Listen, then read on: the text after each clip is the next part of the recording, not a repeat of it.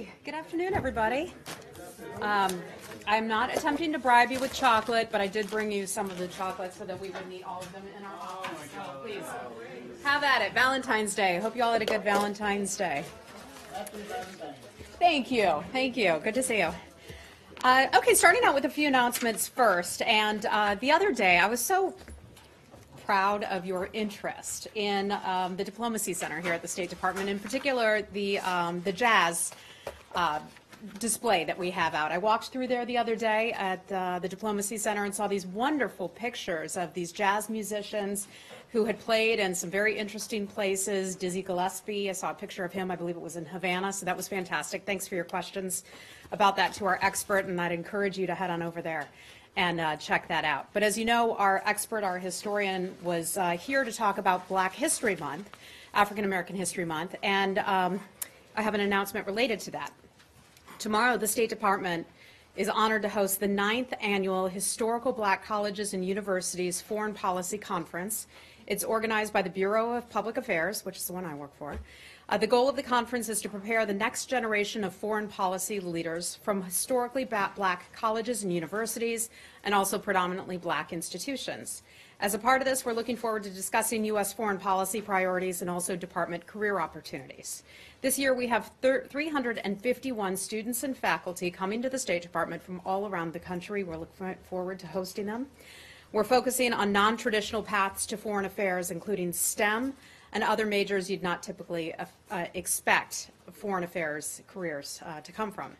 Several highlights of the conference include remarks by our new Assistant Secretary of Public Affairs, Michelle Gaida. I'd look forward to introducing you all to Michelle at some point in the near future. We have some panel discussions and also a keynote address from Ambassador Ruth Davis.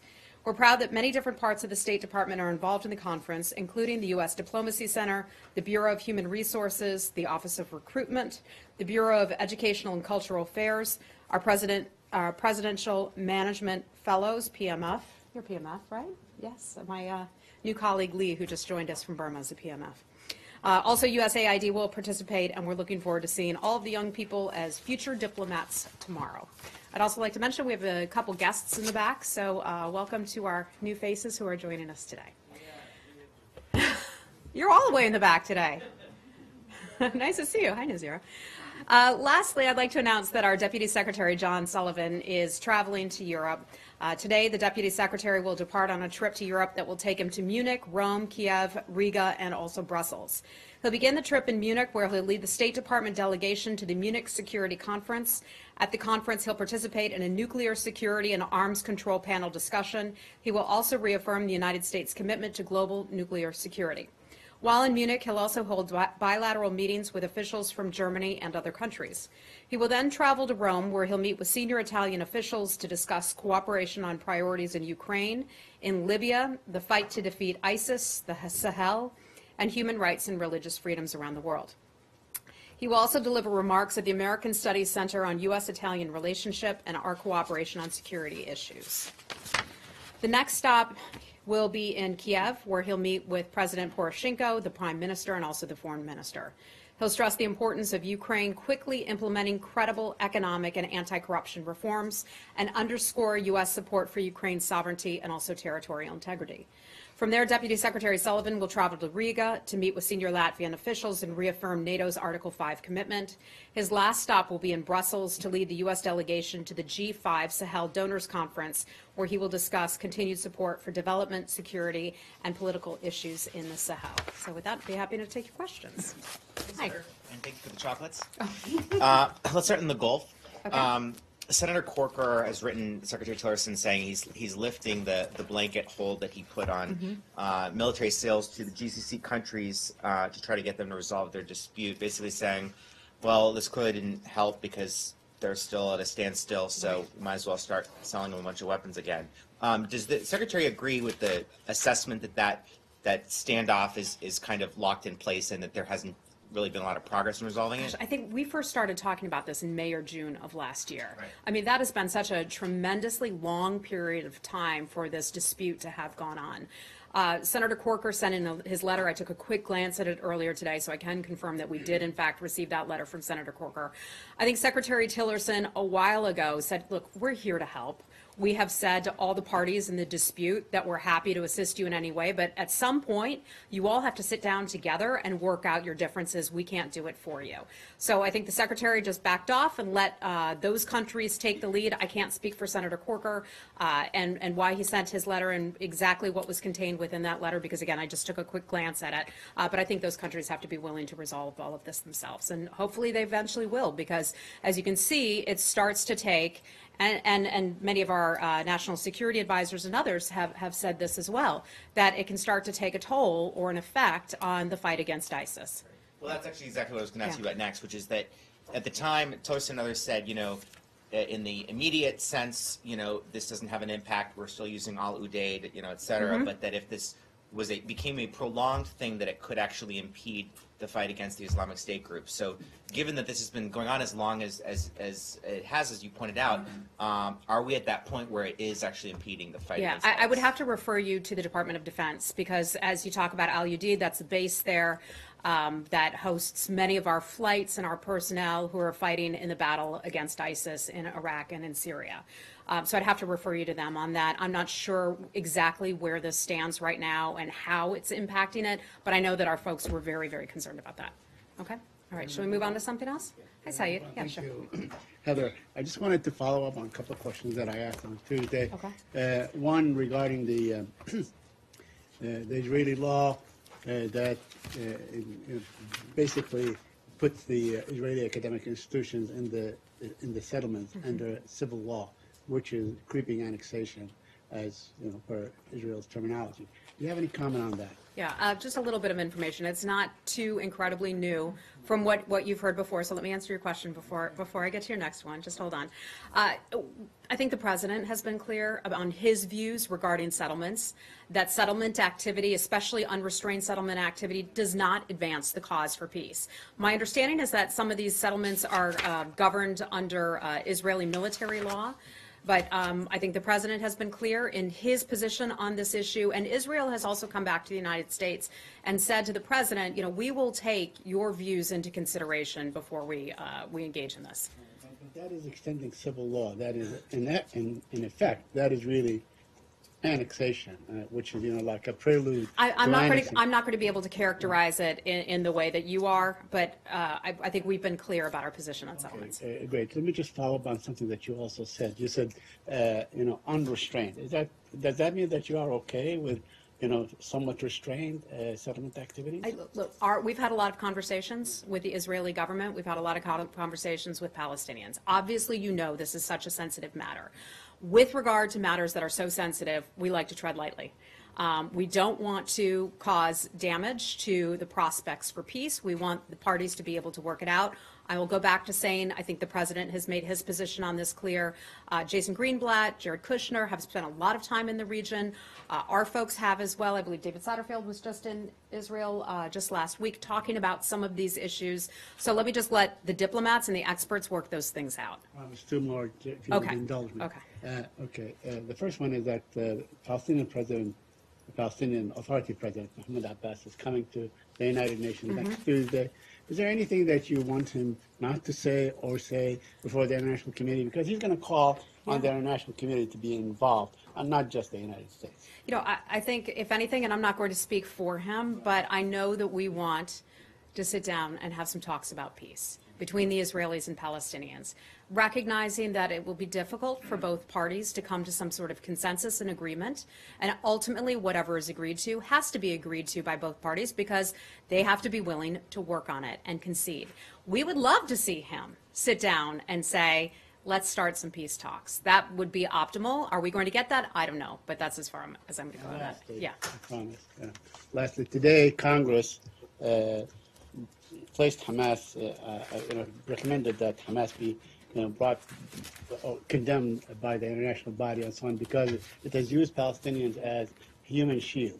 Now, to the best of my recollection, no Palestinian, no organization, no NGO has ever complained that Hamas was using Palestinians as human shields, except the Israeli army, which was attacking them, basically to give cover to attacking I'm afraid I don't have any information. Do you have any? I don't have any information on what you're referencing right now about this comment that was made by a member of Congress, so I'm not going to go there. Okay, anything else on that? Well, I just wanted to jump back to the first Yeah. question, actually. Josh was asking about Qatar. It reminded me of something. I've just checked it. Secretary Tillerson actually spoke about this at the launch of the Qatar-US dialogue 2 weeks ago. I think it's 2 weeks, 3 weeks ago. And he was in the presence of Secretary Mattis, and he said it. He said, as the Gulf dispute nears the 8th-month mark, the United States remains as concerned today as we were at its outset. The dispute has had direct negative consequences economically and militarily for those involved, as well as the United States. And he said the united GCC would bolster our effectiveness countering terrorism and defeating ISIS. So he kind of answered Josh's question. This Well, he dispute did. does hurt the fight against Okay. ISIS. Unfortunately, I didn't have the Secretary's quote on that issue right in front of me. Dave, do you want to take Robert's job? We could use your note right now. No, love you, Robert. But Dave, thank you for clarifying that. So I think the Secretary spoke to that. There you go. All right, thanks. Lori, hi. Yes, I'd like to ask about Turkey since the Secretary is there today. Yes. I don't suppose, Let me add on that issue, the Secretary and President Erdogan just finished up their meeting a short while ago. I don't have the details about that meeting. That was a one-on-one meeting. Last I had heard as they were going into it. So we're working on getting all of you a readout, and I'll get you details on that just as soon as I can. Robert may have a few while we're out here talking. And he'll alert me if we have anything. I'd like to ask about a piece that Aykan Erdemir, a former Turkish parliamentarian, had yesterday in The Hill. And he said you need more leverage, more sticks in your dealings with Ankara, and suggested that you consider a range of sanctions if you can't reach some agreement now. Are you considering any sanctions against Turkey? Because there are many issues that you have in dispute. Yeah, we certainly do have issues in dispute. As you know, the Secretary's on the ground there. So I'm not going to detail too much about what we may or may not do. But sanctions are always on the table with regard to different nations and areas that we may have difficulties with. But you also know we don't preview sanctions. Okay, and if I could ask a second question. Is Turkey threatening to deny the U.S. access to any bases such as Incirlik? Not that I am aware of. I mean, we are operating there. Turkey is a part of the de-ISIS coalition, in addition, a NATO ally, so we continue our operations out of there. I'm not aware of any disruptions or any threats regarding disruptions. Okay, should we move on? Okay, Nazira, hi. Hi, Heather. As you know, Afghanistan situation, Mr. Atanur, the former governor in Mazar Sharif, has a problem since like a month ago or more than that. Still, he said the unity government not able to solve the problem between him and unity government. And you always announced for 15 provinces in Afghanistan to do the demonstration. Do you think this demonstration, if happened, doesn't make destabilize all Afghanistan? I'm not aware of this demonstration that you're mentioning. I think we would probably regard that as an internal matter, but let me take a look at it and get back with you with some sort of a more fulsome answer. Okay? Okay. Yeah, sure. Hi. How are you? What do you expect from the Kabul reform process next week? Ambassador Wells was in Kabul this week. What are the talks were held there? Do you have Sure. So let me start out with our Principal Deputy Assistant Secretary, Alice Wells. She was just in Afghanistan, so I'll provide you a little bit of a readout of that trip, because one of the things that she's doing is previewing the Kabul process, which is coming up in a couple weeks. Our PDAS, as we call it, for South and Central Asian Affairs, Alice Wells, traveled to Kabul this week to meet with Afghan partners in advance of the February 28th Kabul Process Conference. She met with several top Afghan officials, including President Ghani, Chief Executive Abdullah, National Security Advisor Atmar, as well as with prominent Afghan political, business, and media representatives to highlight the long-standing U.S.-Afghan partnership. Ambassador Wells also met with Resolute Support and U.S. Forces Afghanistan Commander General Nicholson and U.S. Special Representative for the Secretary General for Afghanistan and head of the UN Assistance Mission in Afghanistan, Tadamichi Yamamoto, to discuss ongoing U.S. and international community support for efforts to bring peace and security to Afghanistan and the region. And then we have the Kabul process coming up. I'm not able to give you any details about who from the U.S. government may or may not be joining. We just don't have that kind of information yet. But I can tell you that we look forward to at least Robert, I don't know if we're observing or if we will be participating, but nevertheless, we look forward to that process because we see it as a way to reiterate the U.S. commitment toward the Kabul process to bring together so many of our international partners who are going to have some candid discussions, we believe, on a range of issues, from peace to development to humanitarian aid and other issues. So we'll look forward to that, and as we get closer, I'll try to bring you some more information. Okay? Okay. Something else in the region. Hi, go right ahead. Yeah. Yeah. For the last couple of days, there is a news in the town that United States has put forward a motion to place Pakistan on a global terrorist financing watch list with an anti-money laundering monitoring group, the FATF. Is that true? So what you're talking about is it's called the FATF. There's a plenary session that's planned for that. This is basically the international community has this sort of long-standing concern when it comes to the government of Pakistan about what we consider to be deficiencies in the implementation of anti-money laundering, counterterrorism, and other types of issues similar to that. What this group does is it promotes better measures to crack down on counterterrorism or to work against terrorism and also money laundering as well. Some of those deliberations, I can't confirm what took place because those are considered to be private. Pakistan introduced a new bill, kind of an ordinance, that all individuals or organizations designated as a terrorist by the United Nations will be considered as a terrorist in Pakistan too, and Pakistan are going to take stern actions against them. So it looks that Pakistan now start implementing on the U.S. strategy for South Asia. Okay. Do you have any comment on that? I don't have any information on that. I'll see if some of our experts from our SCA Bureau can get you more on that, okay? All right, let's move on. Hi, Cindy, how are you? Sorry, going back to Turkey, if I may. Okay. The Turkish foreign minister has said that relations with the U.S. are at a critical point and has called for specific steps to restore trust. Would you characterize it that way? You know, I don't want to characterize it one way or another because for a few reasons. One, the secretary's on the ground there. The secretary is doing what he does best, and that's diplomacy. Talking with other countries, talking with his counterparts. And so we have a productive series of meetings going on in Turkey. We have other individuals who are involved as well. Secretary Mattis, for example, is meeting with some of his Turkish counterparts, I believe yesterday and also today, but taking place elsewhere. Certainly we have a lot of work on. I mean, there's no doubt about that. There are certainly some tensions there, but we have a lot of areas where we can agree to work together. You know, an example of that would be we have bases in Turkey. That is an issue or a matter that continues, obviously, to this day, as we were talking about a few minutes ago. They're a member of the de-ISIS coalition, and so that's important, but I'm not going to get ahead of some of the Secretary's meetings. Okay? Okay. All right. Does the U.S. see eye to eye with Turkey on Syria? There's a what? Does the United States see eye to eye with Turkey on what they are doing in Syria? Well, we have said to Turkey, and we've talked about this a lot here, so I don't want to go over, an old road once again, but we're encouraging everyone to stick to the fight against ISIS. We understand Turkey's legitimate security concerns. Of course, we do. And the Secretary has been very clear about that, as has Secretary Mattis. We understand those security views. We value our NATO ally and respect those views about security. But let's keep the eye on the ball, and that is ISIS. Hey, Abby. I know that you probably don't have this necessarily yet because you don't have a readout from the meeting, but was one of the subjects the Secretary intended to talk about with President Erdogan the purchase of Russian weapon systems, which were going against the CATSA legislation? Right. So you're talking about the proposed purchase of S-400s. I don't think that has been signed at this point. I don't know exactly what the status is of that, or if that would actually be a violation of CATSA, because it's not happened yet. I can look into it and see if I can get something more. But we have long said to Turkey that, one, any kind of weapons purchases under NATO agreements have to be interoperable. My recollection is that S-400s are not considered to be interoperable, basically meaning that other nations would be in NATO would be able to work with that kind of equipment. My understanding is that they would not be operable. But in terms of CATSA and all that, we'll look into that. I have one follow-up Sure. on ahead. the CATSA legislation. Yeah. I know that January 29th was the first day that you were able to implement or enforce any of the sanctions that came forward. Have from you the been CATSA. gone since January 29th?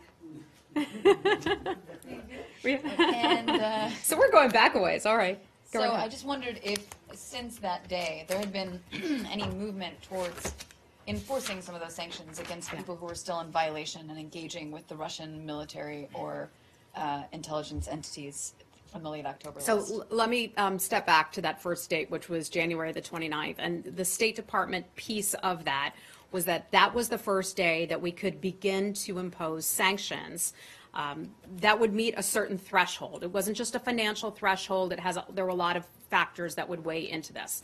So we didn't have sanctionable activities on that first day. That was just the start date for which we could begin sanctioning companies and entities.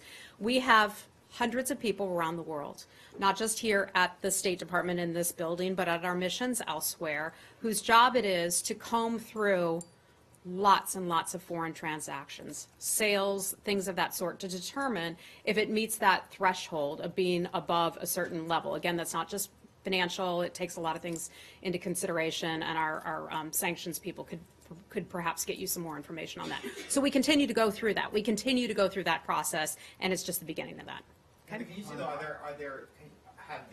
have they determined that there are sales that are happening but have not met that, do not meet that threshold? In other words, sales with Russia's defense and intelligence sectors that the U.S. is going to permit to proceed without us, slapping them with CAATSA sanctions because maybe it would be too small? Is that the question? Well, Are there some criteria that a senior State Department official said was, if it's adverse national security interests? Basically, it means you could take anything, like say a multi-billion-dollar sale to Turkey of the S-400 and say, well, we really don't want to upset Turkey right now, so that's okay. Well, remember, let me go back to one of the NATO agreements or pledges, perhaps I'm using the wrong word here, but is that systems purchased by NATO members, have to be interoperable. My understanding is that S-400s do not meet that standard. Right, so because of that, we would oppose the purchase of that. But I don't know what the status is of any proposed purchase. But in terms of your question, it would just be a hypothetical. I don't know that we have a particular deal that we have spotted and said, you know what, that doesn't meet the threshold, let's let it pass. This is all still fresh, a fresh piece of law, that we started to be able to impose and implement, and our people are still going through all this stuff. So I would anticipate, though, and as you know, we don't forecast sanctions, but I would be very surprised if there weren't sanctions in the future. Okay. All right. Rich, hi. Sure. Okay. Thanks, Heather. Does the Secretary believe he has the support of regional allies full support of regional allies for further sanctions against Venezuela, and how much does the environment within the humanitarian crisis within Venezuela weigh into the U.S. and others' decisions on how exactly to apply pressure on the regime there? Yeah, when we, first off to the humanitarian situation, I'm sure many of you, like I have, seen the horrific stories coming out of Venezuela. You've seen what families are having to choose to do to leave their children, in some instances, in orphanages and on the streets because they don't have the food or the necessary medical supplies to care for their own children. Sometime last year when I started this job, I remember reading a story about a child who was a few years old but just weighed 11 pounds, which is basically a heavy newborn weight. There is clearly a humanitarian situation that I would just phrase as a dire situation there. It is something that seems to be worsening. I know it has the attention of the region. You were just down there with Secretary Tillerson in the region, in which that was one of the top conversations among many of the countries in Latin America. We discussed that issue in the Caribbean when the Secretary was in Jamaica, in Peru, in Argentina, and others. So they share our concerns. But when we impose sanctions and when other countries impose sanctions, the idea is to never have it harm the regular population. It's to put the squeeze on the government so that the government will change its ways, because we've seen this government does not seem to care about its people, but rather it cares about keeping itself in power. And for any further measures, is there anything left to ensure that you're targeting the Maduro regime as opposed to exacerbating this? I'm not going to forecast sanctions, but that is something that our people, when they look at imposing sanctions and structuring sanctions activities, take a very close look at. I know we talk with various groups, NGOs, different government departments of our government to try to make sure that these things are targeted. And we always talk about targeted sanctions, so it's affecting the individuals or companies or entities and not the people themselves. However, let me say this, and this applies to North Korea as other places. Governments can decide how they choose to spend their money. And if they choose to, and I'm not saying this about Venezuela, but if they choose to spend all their money on weapons, illegal ballistic missiles, a nuclear program, that is that government's choice. It's wrong, but that is that government's choice. Again, that's not Venezuela. That's, I'm referring obviously to North Korea on that matter. I can tell you that I know there are many aid groups and other entities like that that are prepared to go in to provide humanitarian aid when that is needed and when we're able to get in and provide that in Venezuela. Just finally, is the administration feeling any type of time pressure to try to get any further measures out ahead of the elections that the regime's holding? I think we're looking at all kinds of options. Okay? All right, let's move on. Hey, yeah. Question on Cuba. The Journal of the American Medical Association released this report yesterday detailing the symptoms and experiences of 21 of the American personnel who've been affected by these health attacks, if you guys have called them. Mm-hmm. Does the State Department support the release of this report, and do you find it consistent with your own internal investigations? Yeah. So let me start out by saying, safety and security of Americans is always our top issue. That includes our own colleagues. We have seen the Journal of American Medical Association report that was put out just yesterday, JAMA, as many people refer to it. Our embassy, I want to make sure folks are aware of this, released a health alert. It is posted, I believe it's on our U.S. Embassy in Havana's website. That basically alerts people to the fact that this JAMA report exists. This JAMA report exists so that we could provide information not only to our personnel, but so that information can be provided to the general public who may still be choosing to travel to Cuba. So that's the purpose of that. It was written by independent medical personnel who took part in evaluating and treating some of the injuries of our people. I won't detail what came out in the report. You can take a look at it ourselves. But we've shared the link to the article in order to inform U.S. citizens about what the doctors believe may be some of the symptoms and medical reactions of some of those people who were affected.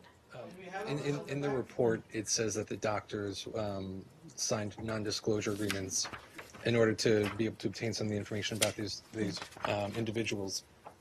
It also says, though, that the other doctors who evaluated as part of the peer evaluation before publication weren't able to access some of that information. Is there information? Let me answer your first question first. So you're saying the doctors sign non-disclosure agreements. Okay, if that is the case, and I don't know that that is the case, let me remind you that there's an investigation still ongoing.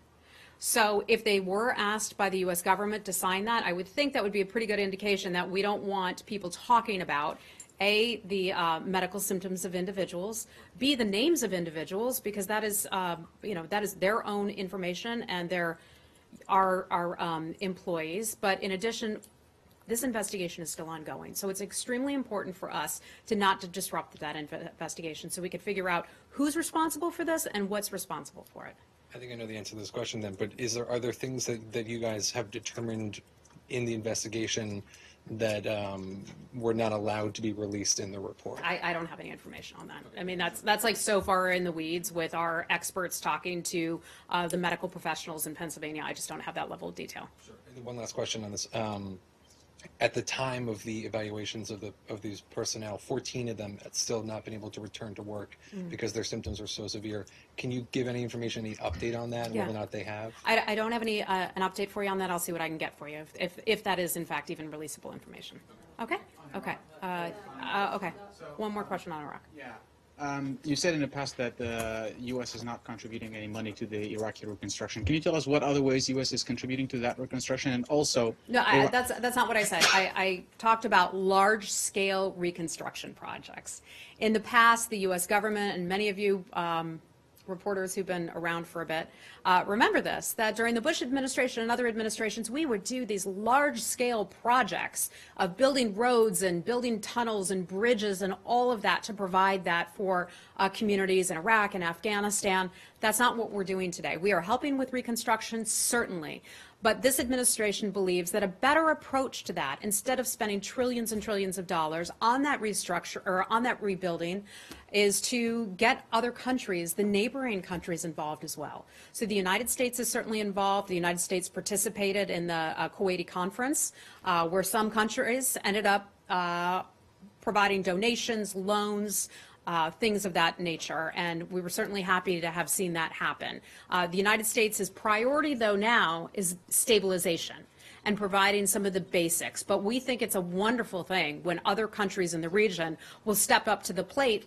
The Saudis talked about this, for example. The Turks, I believe, they offered up some money. But I recall the Saudis saying, you know what? We're interested in this. We're interested in helping out our neighbors and seeing what we can do about reconstruction. And there were more than 2,000 people or companies who were involved in that Kuwait conference. And speaking of neighbors, so today the Deputy Foreign Minister of Iran said that if Tehran will contribute to the efforts of reconstruction, how do you have anything on that? You know, look, I know they have been. They have been trying to gain more of a toehold, certainly in the region and in other places as well. I think we've been consistent in saying where Iran goes, trouble tends to follow. Where the regime goes, trouble tends to follow. I don't mean the people themselves, but rather the regime. You know, there can also be very strict regulations when you work with a nation like that. You may not be, as a country, getting all that you bargained for. It may be a lot more difficult and a lot more onerous than you think. So they're certainly entitled to do that, but I would probably caution countries. Okay. All right. Jani, hi. Thank you very much. North Korea. Recently, right after Secretary Tillerson's South Korea trip, Secretary said that the United States will make stronger sanctions against North Korea. What is the stronger sanctions, and how does it different from existing sanctions? Yeah, so I hate to give you this answer again because it's the third time I've said it today. We're not going to preview the sanctions. There's certainly more that we can do. There's certainly more sectors that we could look at sanctioning, and we continue our conversations with many other countries who may be looking at unilateral or multilateral sanctions. Hold on. That sanctions affect, new sanctions, when? When would they? Janet, I can't tell you that. Okay.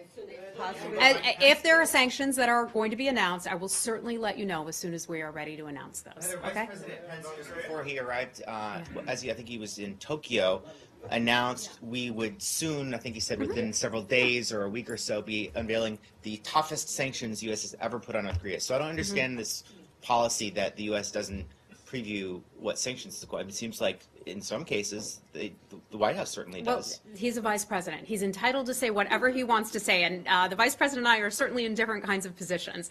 I'm not authorized to detail or forecast sanctions, but if the president or the vice president want to do so, they are certainly more than welcome to. Okay. All right. Who in North Korea? North Korea. Okay. Hey, how are you? So this is kind of a follow-up from last time, but Bob Corker, I was at the hearing today. He also was talking about talks with North Korea. So my question today is, are there talks within the State Department about shaping actual what we would say to North Korea if we start talks with them? Okay.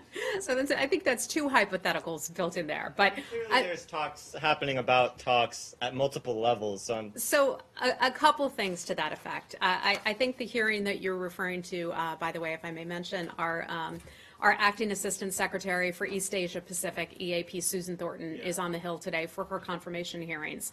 Among the things that she said on the Hill for her hearings include this. We're leaving the door open to engagement. We want engagement to consist of one issue, that is denuclearization.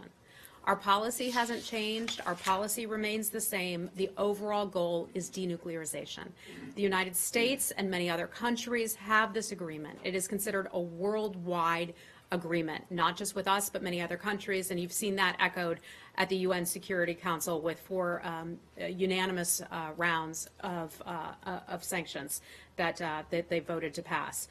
To pursue that, we have the maximum pressure campaign. That maximum pressure campaign exists to this day, and virtually every week we are seeing more countries participate or do new things or ratchet up the pressure on North Korea. Malaysia, I think I mentioned that the other day.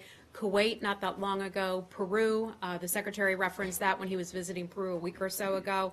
And the Vice President, when he was just there for his travels, reaffirmed our position. The Secretary has said repeatedly that we are starting to see signs that our maximum pressure campaign is putting strain on North Korea. Now you're going to ask, what are those signs? What is the strain that he's seen? That's something that we just won't detail, but we're keeping a close eye on it.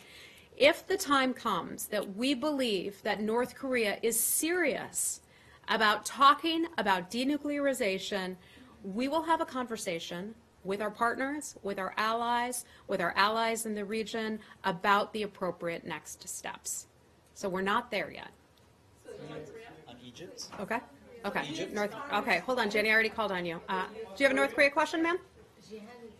Oh, okay. Let me just finish up with. Yeah. Hold on. Let me finish up with North Korea, and then we'll go on to another region. Hi, sir. In the back. What's your name? Ian Talley from the Wall Street Journal. Oh, hey, Ann. Hi. How are you doing? Good. Have you been here before? I have been here before, not in your tenure. Okay. In my tenure. Okay. Well, welcome. Thanks. Thank you. So I have a follow-up question on Turkey, which we should take at a later point. But on North Korea, Ms. Thornton said that denuclearization was our preference. Mm-hmm. Does that mean that the U.S. would consider other options? I don't think so. I think that the United States and this administration, and I don't have Susan's quote in front of me, but I think that is what we are all working toward. That is our policy, denuclearization. Okay, yeah. Yes, Thornton also mentioned that it's in her understanding there's no bloody nose strategy. Could you please elaborate? Has that limited the military strike option being discussed at all? I think we've been over that before. I know I've discussed that matter here numerous times. I don't have Susan's quote in front of me, so I'm just going to leave it at that. Our policy remains the same, that what we're doing here out of this building is diplomacy. Across the river, they handle other issues, but we handle diplomacy here. Maximum pressure continues, and we'll keep pushing that one. Was that strategy being discussed before the Olympic? Was what strategy? Was the bloody nose option being discussed Goodness. before the Olympic? Look, not that I am aware of. That is not what we do out of our building. The State Department, Secretary Tillerson, and even if you talk to Secretary Mattis, they will tell you that diplomacy is the preferred approach. But then it always has to be backed up by a credible military threat. Okay. All right. Okay. All right. We're gonna have to wrap it up in just a second. Hold on 1 second. All right. Okay. We'll from Al Hayat newspaper. Okay. It's regarding to the humanitarian situation in Gaza is miserable and it's very critical. I wonder if there is any American efforts to save Gaza, to lift the siege on Gaza, and how it will be done. Okay. So a couple things to that. We support a overall peace deal. We also recognize that the state of that civilians are living in, the state of things in Gaza is miserable. We see that delays for medical treatment, disruptions to electricity are far too common for the people to have to face there. We also recognize that misery is perpetuated by Hamas. Hamas choosing to spend the money that it has, its people's money, on not on humanitarian aid, not on taking care of its people, but doing things like building tunnels to get terrorists in to disrupt activity and make life worse for its people. Our diplomats who work for the State Department have been advocating for an increase in Palestinian Authority referrals for Gaza medical patients to actually receive treatment outside of the Gaza Strip, recognizing that not everyone is able to get the medical supplies that they need. The hospitals aren't. Hospitals facing those electricity disruptions as well. So we've been advocating for that. If I get any new information for you on that, I'd certainly be happy to let you know. Jason Greenblatt, our international, who's handling our international negotiations on this, he's been engaging with Israeli authorities regarding medical transfer permits, because I understand that they need permits. And that's enabled dozens of people so far to receive some cancer treatments. So we're doing what we can at this point. We believe that there's no sustainable solution that will be reached until Hamas turns over its administrative control of Gaza to legitimate Palestinian authorities, and we certainly hope that will happen. We've seen other nations recently step up and offer additional money to help out people there, and we would certainly support that. To increase the number of medical permits? That's one of the things that we're advocating. That's one of the things we're advocating. Look, when you're in a situation where electricity is spotty, where people can't get the medical equipment, the hospitals can't get the medical equipment they need, and people need life-saving treatment, we certainly think that they should be able to get that. That we believe is just a certain level of decency. Okay, I'm gonna have to wrap it up. So, okay, India, last thing. Quick question, two questions, please. One, for the last 2 years, Prime Minister Modi has been traveling around the globe, including U.S. and recently in the Middle East, including Saudi Arabia and UAE. And over there, he, for the first time ever, Saudi Arabia accepted and UAE to give a land for a Hindu temple. My question is here that you think the region is changing as far as women's rights and the religious freedom, because Secretary have been going there. Have you think the Secretary have been talking about the same thing, religious freedom and women's rights in the region? Well, I know that is a matter overall that the Secretary brings up wherever he goes. Whether it's freedom of religion, women's rights, freedom of speech. We just saw him talk about that in Egypt. I'm pleased to hear what you're telling me. I can't verify it myself, but pleased to hear if that would be the case. We're seeing lots of parts of the world open up in that regard. Recent reports about the women showing up at the soccer stadium in Saudi Arabia, women driving. We think that is a good thing, and we celebrate that. Okay. And finally, Madam, as far as U.S.-India relations are concerned, Secretary's visit, before his visit, he spoke, of course, U.S.-India relations at the CSIS, and also he opened the door for Madam Ivanka. So where are we going now as far as U.S.-India relations are concerned? Because President spoke with Prime Minister Modi last week from the White House. Well, the President, our President, President Trump, certainly has a strong relationship with President Modi. I know that his daughter really enjoyed having been over in Hyderabad late last year, and so it's an important relationship, an increasingly important relationship. And as you see, India rebuilding. Our friend Nazira right here in front of you, she's from Afghanistan. You're from India. India is doing a lot of rebuilding and large-scale reconstruction projects in Afghanistan. That is $2 billion. Thank you. So who knows that better than you? How much? $3 billion. $3 billion. Okay, so here we go. This is a good, but really, this is a good example of the world coming together and working through places that may not have, countries that may not have worked together in the past. This is an example of how that is now being done. Saudi Arabia helping out in Iraq. India helping out in Afghanistan, all of these places doing that. So I think it's nice today to leave it on a high note. So thank you very much. I'll see you back here on Tuesday, okay?